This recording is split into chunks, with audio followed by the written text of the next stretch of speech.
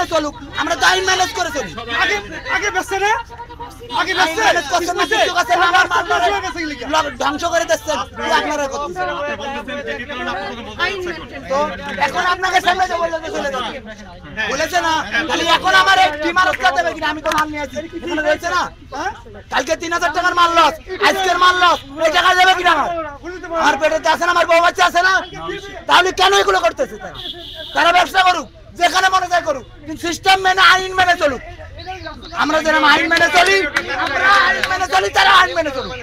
আমরা যেরকম সিস্টেম অনুযায়ী আছি, ডিসিপ্লিন মেনে চলি, তারাও চলুক। তারা 100 না 1000টা দিক, কিন্তু আমাদের কেন ক্ষতি করতেছে? কেন পুরনো দোকানদার যারা এখানে সবাই 100-র উপরে ফ্যামিলি আছে, ওই পাশে 200-র উপরে ফ্যামিলি আছে, তারা কার উপরে নির্ভর করে চলবে? তাদের কারণে আজ 200 পরিবার রাস্তায় উঠে যাবে। কেন? কোন উদ্দেশ্য, কোন কারণ? পরিবার নষ্ট হয়ে যাবে। আমি চলে যাবো, তাহলে আমার মানুষটা তাকে দিয়ে দেখি বলেন, কারো ইনকাম নাই, সেই লোক আমার এখন 10 তারিখ, আজকে রুম ভাড়া, কালকে 3000 টাকার মাল লস, আজকে 5000 টাকার মাল লস, এই 8000 টাকা, আমার রুম ভাড়া 10,000 কিনা দেবে? তো আবার সে একই কথা জিজ্ঞেস করে, গরিবের পেটে লাথি না রে। আমার কালকে 3000 টাকার মাল ফেলাই দিয়ে গেছে প্রশাসনে, তাদের কারণেই তো ফেলাই দিয়ে গেছে না। তারা যদি সিস্টেম আইন সম্পূর্ণ কানুন মেনে চলতো তাহলে তো সমস্যা ছিল না। আমরা যেরকম রাস্তার সাইডে আইন মেনে চলি, আজ পর্যন্ত 9 বছরে এই রোডে কোনো গ্যাঞ্জামনি, কোনো মিডিয়া আসেনি। এখন কেন আসলো? কেন আসলে এই কথা জবাব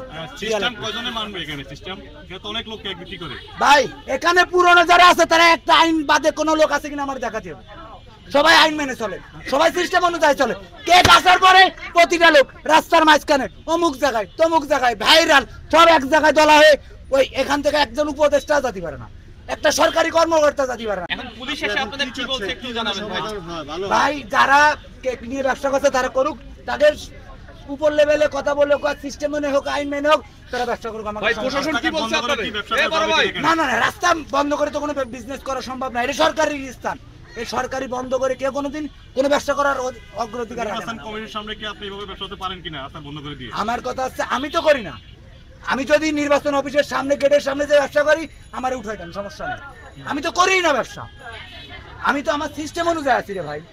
আমি যদি সিস্টেম ছাড়া যাই তাহলে আপনি আমারে বলেন। এখন প্রশাসন কি বলছে আপনাকে? ভাই প্রশাসন আমারে বলেছে ভাই এখান থেকে চলে যেতে। আমি বলেছি ভাই আমি তো এখানে রেগুলার, আমি তো আইন মেনে চলি, আমি তো রোডের সাইডে আছি, আমি কেন যাবো?